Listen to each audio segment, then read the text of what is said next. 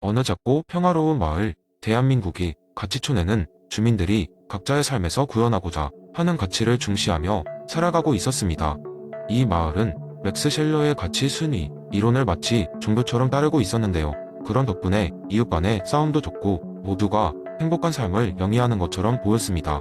그런데 어느 날 이 조용한 마을에 새로운 주민이 이사오면서 재미있는 사건이 벌어졌습니다. 새로 이사온 사람은 이름하여 최감각이었습니다. 그녀는 도시에서 운주조가로 감각적 가치, 즉 이제껏 가치촌에서 가장 하위로 취급받던 걸 최우선시하는 삶을 살고 있었습니다. 최감각은 예술적 창의성과 그 순간이 감정적 경험을 중요하게 여겼으며 마을의 전통 체계를 존중하지만 자신의 삶의 철학을 놓치고 싶지 않았습니다.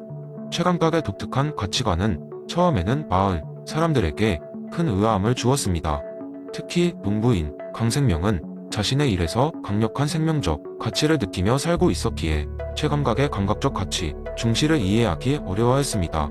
강생명은 자기 밭의 작물들이 자라는 과정을 매일 지켜보며 자연의 생명력을 느끼고 있었죠. 그러던 어느 날 강생명은 최감각의 집 앞을 지나가다 그녀가 하늘을 바라보며 미소 짓고 있는 장면을 목격했습니다. 최감각씨, 도대체 스튜디오에서는 뭘 그렇게 바라보고 있는 거요? 강생명이 물었습니다. 이보세요. 강생명 씨, 저 구름을 보세요. 그 자체로 얼마나 아름답습니까? 저 순간의 색채와 형태가 계속 변하는 모습을 느끼는 거, 그게 제겐 대단한 가치예요. 최감각이 대답했습니다. 강생명은 약간의 회의감과 함께 혼란을 느꼈습니다. 그러나 이상하게도 그녀의 말에 강생명이 호기심을 느꼈습니다.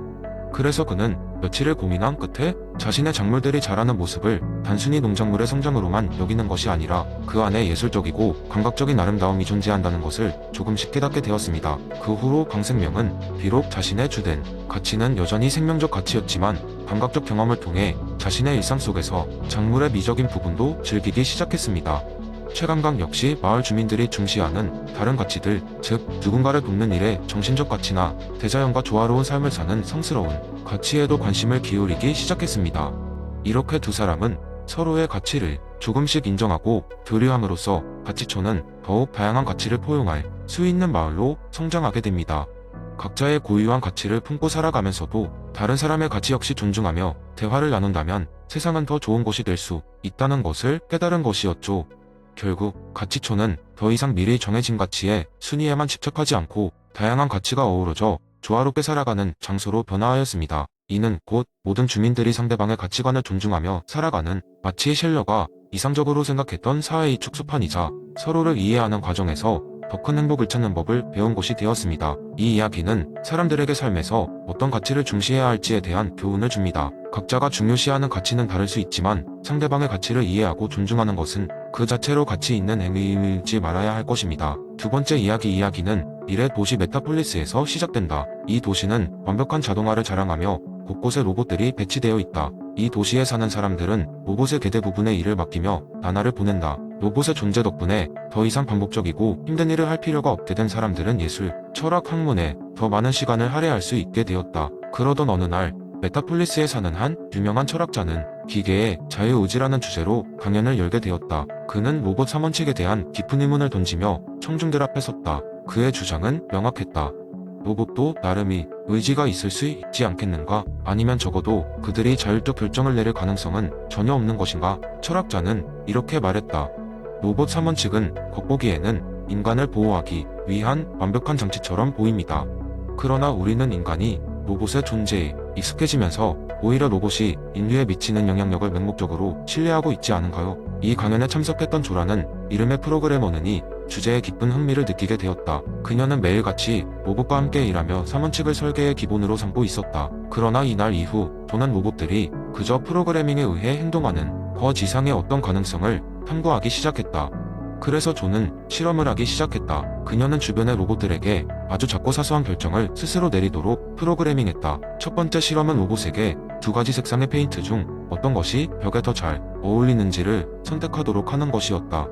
결과는 놀라웠다. 로봇들은 각각 매우 다른 선택을 했고 또 그 선택 이유를 나름대로 논리적으로 설명할 수 있었다. 더욱 깊이 탐구하고자 조는 자신의 실험을 확대해갔다.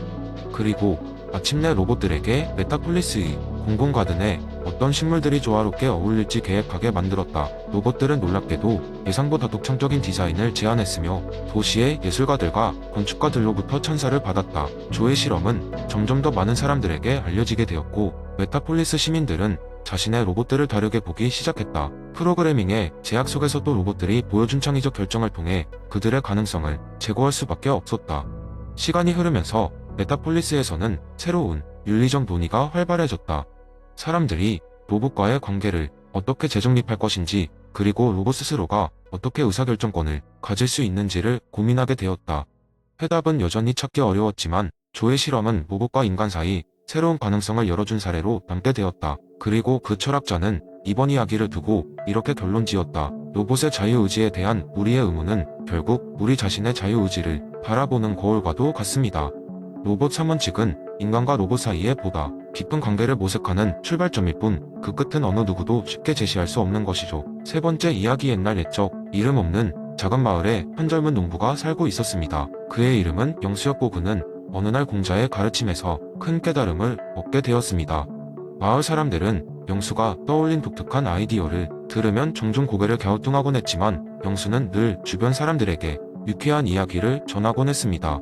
어느 화창한 봄날 영수는 마을 광장 한가운데에 커다란 나무 밑에 모여든 사람들에게 이렇게 이야기를 시작했습니다.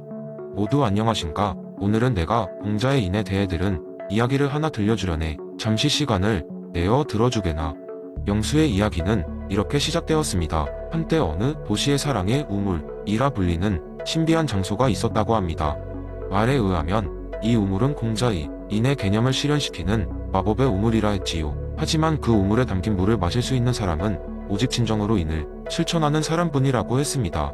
사람들은 우물물을 마시면 마음이 맑아지고 남을 배려하는 따스한 마음이 생긴다고 믿었습니다. 이 우물이 있는 도시는 몹시 번영했으며 시민들은 서로를 돕고 배려하며 평화롭게 살아갔습니다.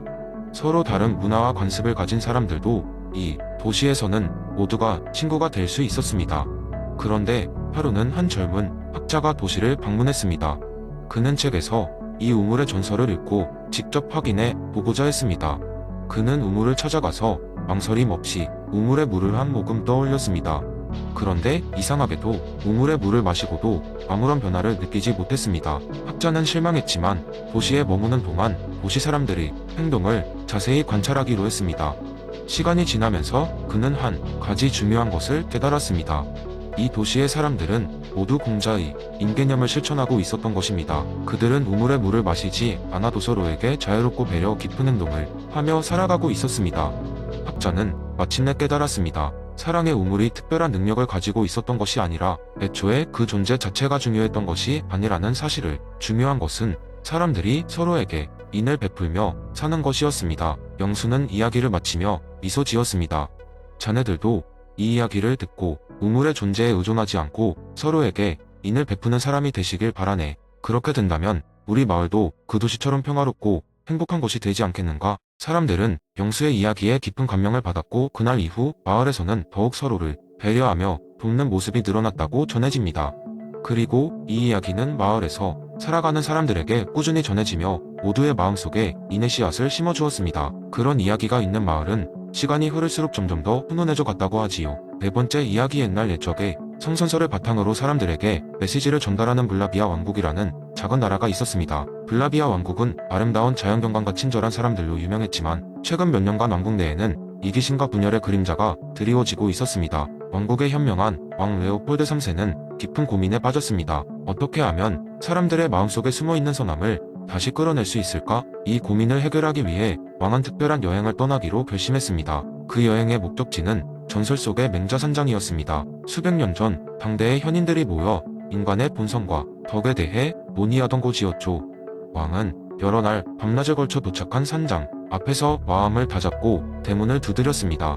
산장의 문이 열리고 그곳의 수호자인 멋진 장로가 왕을 맞이했습니다. 장로는 왕의 눈을 바라보며 미소 지었습니다. 오 훌륭한 왕이시여, 무엇이 그대의 발길을 이곳까지 이끌었소? 왕은 왕국의 분열과 자신이 고민을 장로에게 털어놓았습니다. 그러자 장로는 조용히 맹자의 이론, 성선설에 대해 이야기하기 시작했습니다. 그는 인간의 본성은 본래 선하다는 것, 그리고 그것을 잘 개발하면 진정한 덕을 쌓을 수 있다고 설명했습니다. 하지만 장로님, 왕이 물었습니다. 사람들이 왜 선한 본성을 잊어가는 것일까요? 장로는 고개를 끄덕이며 이해한다는 듯 말했다. 그것은 사람들이 자신의 본성을 잊어가고 있기 때문이오. 외부의 영향이나 환경이 그들의 본성을 감싸고 있는 것이지. 하지만 왕이여, 기억하시오. 작은 계기만 있어도 사람들은 본디 선한 본성을 깨우칠 수 있소. 장로는 왕에게 4가지 단서를 알려주었습니다. 측은지심, 수호지심, 사양지심, 시비지심. 이 4가지는 각각 타인의 고통에 대한 연민 잘못이나 불의에 대한 부끄러움, 남을 존중하고 양보하는 마음, 올바름과 그름을 구별하는 이해의 마음이었습니다. 레오폴드 왕은 이 4가지 단서를 마음에 새기고 왕국으로 돌아왔습니다. 그는 먼저 왕국 전역에 이 4가지 덕목을 다시금 알리기 위한 축제를 열었습니다. 그 축제는 사람들이 자신의 본성을 깨우칠 수 있도록 다양한 활동과 이야기를 담고 있었습니다. 예를 들어 어린아이들은 서로의 이야기를 듣고 느낀 점을 발표하며 측은지심을 배우고 청소년들은 자신의 잘못을 돌아보며 수호지심을 이해하였습니다. 왕은 또한 마을마다 덕의 정원이라는 이름의 특별한 공간을 만들었습니다. 이 정원에서는 마을 사람들이 이 4가지 덕목을 바탕으로 서로의 이야기를 나누고 공동체를 위해 스스로 결정하는 모임을 열 수 있었습니다. 덕의 정원은 점차 마을 곳곳에 피어나며 사람들 사이에 신뢰와 이해를 싹트게 했습니다. 몇 년이 지나자 블라비아 왕국은 과거의 그 따뜻한 마음을 되찾게 되었습니다.